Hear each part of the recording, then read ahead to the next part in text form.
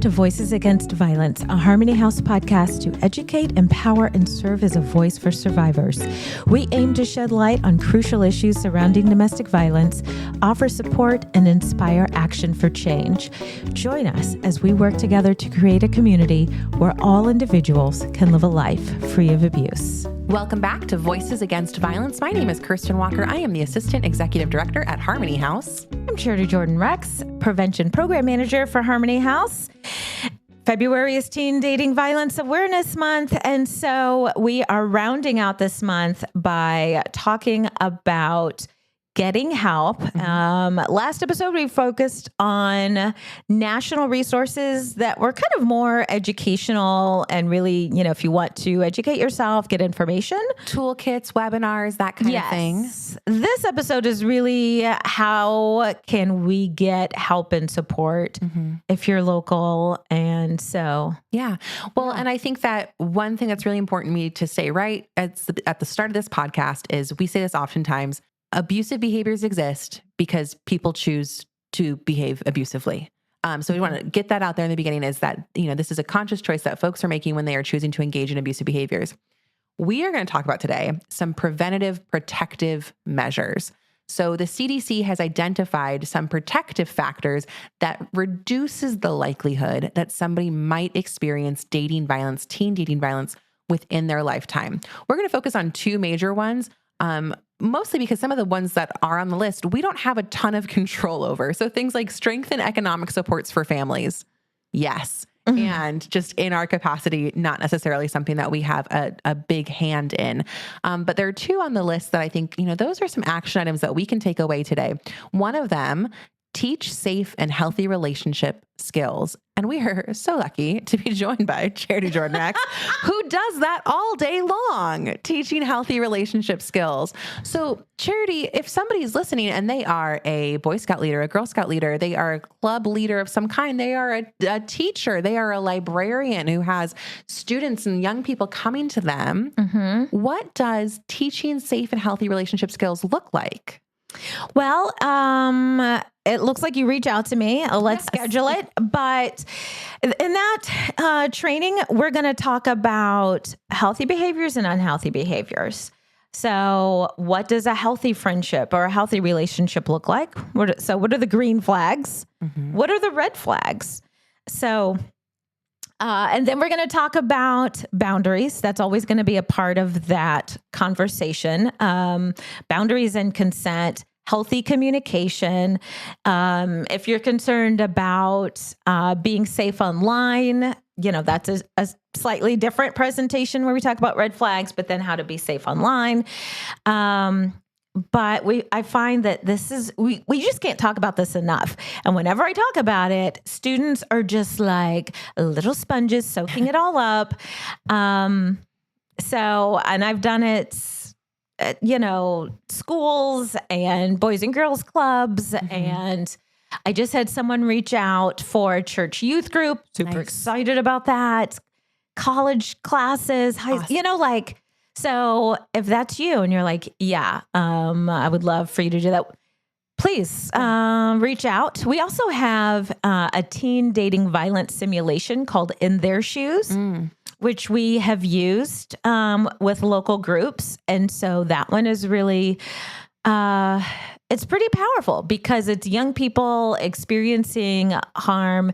And you, just like the adult version of that simulation, you really get to see what kind of support do they need? What does that look like? How is their school life being impacted? Their family life?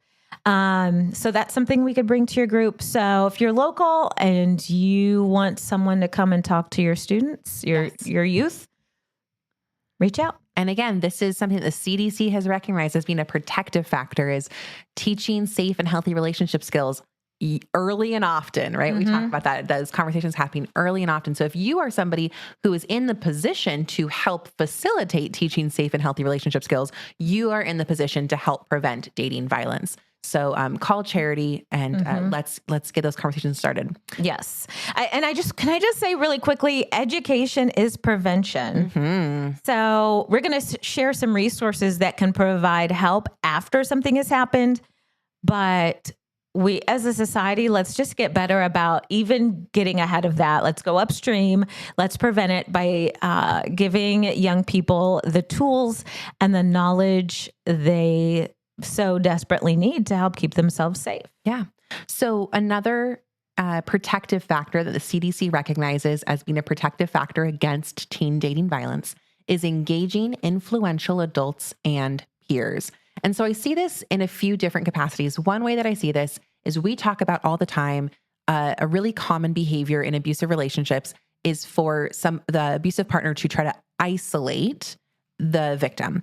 And when that happens, one of the consequences of that is if that person then wants to seek help for their abusive relationship, it's more difficult to do so because they're not plugged in with their friends or their family group. Mm-hmm. And so I see this protective factor of engaging influential adults and peers, of connecting folks with more adults, more supportive peers, more supportive adults in their life to make it harder to isolate them. Mm-hmm. Another facet of that too is that the more healthy, positive connections that a young person has, the less likely they are going to be to fall victim to dating violence or to cause that harm. So those healthy connections are really important for a lot of reasons. And connection can be really hard these days. I think that I hear that really often as folks say, I just don't know where to go. I don't know where to plug in. So let's give some different examples of what this might look like for you. And this is kind of like whatever works for you, right? We love honoring choice. So, what is good for one might not be good for all, but just considering that there are instances or there are examples of groups in our communities that are doing this and offering opportunities to model healthy relationships, model respect, and provide that protective, supportive environment for young people. One that comes to mind immediately, Big Brothers, Big Sisters. So just having an opportunity, a place to go, with a trusted, caring adult who is going to model healthy communication, boundaries, respect, just adding in additional supportive adults into your young person's life to help serve as a protective factor. I think Boys and Girls Club also would fall into that category, providing both a safe environment, a lot of both educational and healthy events and activities, a lot of opportunities for healthy connection there, and staff who are really dedicated to pouring into those young people. So, and if you are a local listener, if you're in Springfield, Greene County area, we have Big Brothers, Big Sisters, we have Boys and Girls Club. And if you're not in Springfield, Greene County, that's another one of those resources that they are all over. So get connected with those chapters in your area. If you're looking for more opportunities for caring adults, supportive peers to be embedded into your young person's life. Something else to consider is that we know that LGBTQ plus teens are disproportionately affected by teen dating violence. And we're really fortunate in Springfield to have an LGBTQ center, the Glow Center. So if you're here looking for a place for community specifically for LGBTQ youth or young adults, please reach out to the Glow Center and get connected with their resources. I just cannot plug them enough because it can be really hard for a young person who's part of the LGBTQ plus community here in the Ozarks to find those connections. And so if that's your young person, and you haven't familiarized yourself with the Glow Center, I would really encourage you to do so. Also, their space, it's right next to Askinosie Chocolate. So you walk in there and it smells like chocolate. Sure. And it's such a warm, fun, inviting space. And I can personally speak to the staff there who have such big hearts, and they're doing so much in the community. So that is a great resource. If you're part of the LGBTQ plus and you're a young person, They have youth groups for like high school. They have youth groups for like college age. They have events for adults. So they have a little something for everyone. And it's a great resource. And again, we're today highlighting those opportunities in our community to get connected, to form those supportive networks so that we do have a place to turn to have modeling of healthy relationships, modeling of healthy communication, and help in case we need help with an abusive relationship. And they do have a fabulous human on staff as a case manager. So if you are a young person, again, in that LGBTQ plus community, or you're the parent of youth who's LGBTQ plus, and you know, maybe there's something going on and you need to be connected to resources in the community. Again, contact them, because Amelia is one of my favorite humans. We share that sentiment. All right. Some other opportunities to connect in Springfield. I'm thinking about Spark. So it's schools, parks, like collaboration, in the Springfield Greene County area. They've got clubs, they've got programs, they've got different after school activities. So again, just looking for opportunities for young people to get connected to peers in a safe and supportive way, or young people to get connected with supportive adults in safe and supportive ways. And I would recommend your Springfield Greene County Library District. I was hoping you would. Charity, tell us more about all of the programming that exists at the library. So, if you don't already know, I worked at Springfield Greene for a really long time before coming to Harmony House. But they have programming all throughout the year for all ages, but they have a lot of programming specifically for teens and young adults. They do their own Comic-Con every year. Oh, cool. So if you've got a young person, or you are the young person, and you're like, you know, where do I go to find my people? The library is a great choice. And there are libraries like all over town. They have 10 branches, and in Greene County. So it's not just for Springfield youth, but you've got branches in Republic and Stratford and Fairgrove and Ashgrove. They're all doing programming for youth. They're doing programming for families. And so that's a great place to get connected to other youth, learn a new hobby or skill, you know, and also I can just say that librarians they're great listeners. And so they also are great. You know, you talk about safe and supportive adults. You almost for public, you almost can't get better than librarians. Yeah, so. Agreed. You know, Charity, you just said something. You said, where do I find my people? And I'll just share anecdotally, when I moved to Springfield, I'm newer to Springfield. When I moved here, I started auditioning for community theater and I didn't, without the intent of like getting cast in anything, but really with just the intent of that's where my people will be. I know that I like theater. I like theater people. Like that's where my people will be. And so this really is personalized and individualized. If sports aren't your thing, if, crafting isn't your thing, right? Find that group that is your thing, because again, the more access you have to supportive networks of people, we know that it reduces the likelihood of experiencing dating violence as a teenager.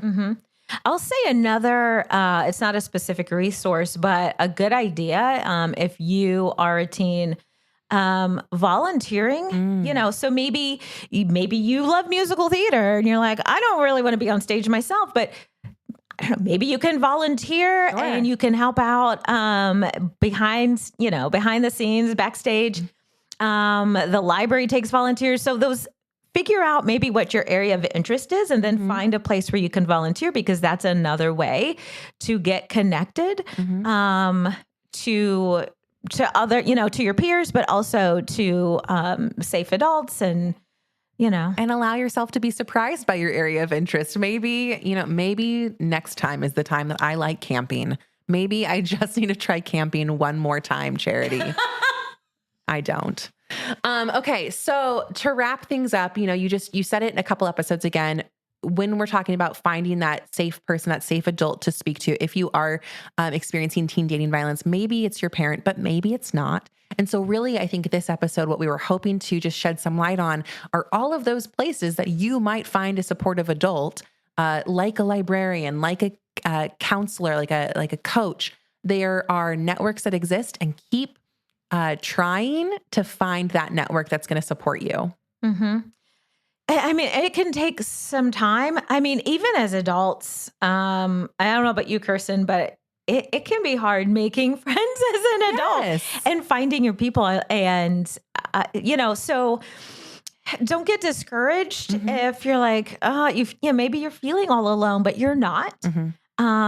Just keep going and, look for those areas in the community. Springfield is a big town. There's a lot going on. And there are a lot of ways that you can get involved and get connected. And if you're a parent, you also, you should know about those resources so you can, get connected as a family. Get your young people plugged in, because those healthy connections are important to their development, to them forming healthy relationships.